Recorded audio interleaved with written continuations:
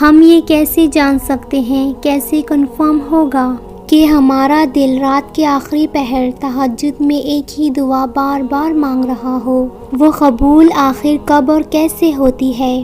ہمارے مائنڈ میں ڈیفرنٹ خیال آتے ہیں کہ اللہ تعالیٰ ہماری اس دعا کو قبول کرے گا یا نہیں۔ ہم بے یقینی کی کیفیت میں رہتے ہیں اور جلد ہی مایوس ہو جاتے ہیں۔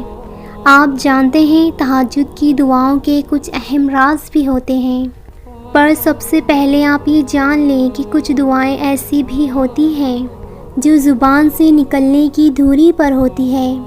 کچھ دعاؤں کو اللہ فوری ہی قبول کر لیتا ہے اور کچھ دعاؤں کی قبولیت کا ایک وقت مقرر کیا جاتا ہے۔ بعض دفعہ اللہ کو کسی کا مانگنا اتنا پسند آ جاتا ہے کہ قبولیت کا وقت بڑھا کر اس کی طرف دیکھنا چاہتا ہے، اور اسی امتحان میں ہم ناکام ہو کر مایوس ہو جاتے ہیں۔ آپ جانتے ہیں یہی ایک بڑا ریزن ہے ہماری دعاؤں کی قبولیت میں رکاوٹ بھی۔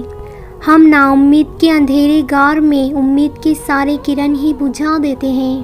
یہ بالکل ایسا ہی ہے کہ ہم زندگی کے کسی امتحان میں جتنے اچھے سے پاس ہوتے ہیں ہمیں اتنا ہی بڑا انعام ملتا ہے۔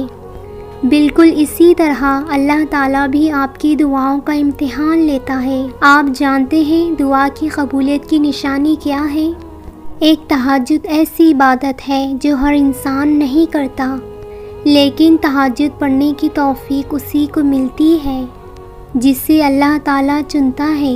اگر اللہ تمہیں تہجد تک لے آ رہا ہے تو یہ ایک خاص نشانی ہے کہ اللہ تعالیٰ تمہاری چاہ کو تم تک لانے کی تیاری کر رہا ہے۔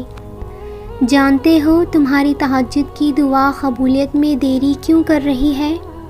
کیونکہ جب ہم اللہ سے مانگتے ہیں تو ہمارا رویہ بالکل ہی مختلف ہوتا ہے۔ ہم اس کے آگے فریاد تو کرتے ہیں لیکن ہم یقین کے ساتھ نہیں مانگتے، جس کی وجہ سے ہماری دعائیں ادھوری رہ جاتی ہیں۔ تم جان لو اللہ ہر کسی سے اتنا رابطہ نہیں رکھتا۔ اگر وہ تمہیں مانگنے کے طریقے سکھا رہا ہے تو سمجھ لو کہ تم اس کے خاص بندوں میں شامل ہو چکے ہو۔ تم کسی بھی وقت نوازے جا سکتے ہو۔ سنو، اگر تمہارا دل تہجد سے جڑ گیا ہے تو یہ قبولیت کا اشارہ ہے کہ تمہاری دعائیں قبولیت کی کچھ دھوری پر ہے، کیونکہ یہ اللہ تعالیٰ کی سب سے زیادہ پسندیدہ عبادت ہے، اور اگر تم اس کی پسند پر چڑھ رہے ہو تمہیں معجزوں کے اشارے تھوڑے ہی وقت میں اپنی زندگی میں ملنا شروع ہو جائے گا۔ وہ رب ان قریب تمہیں تمہاری مانگی ہوئی چاہت سے ایسے نوازے گا کہ تم خود ہی حیران ہو جاؤ گے۔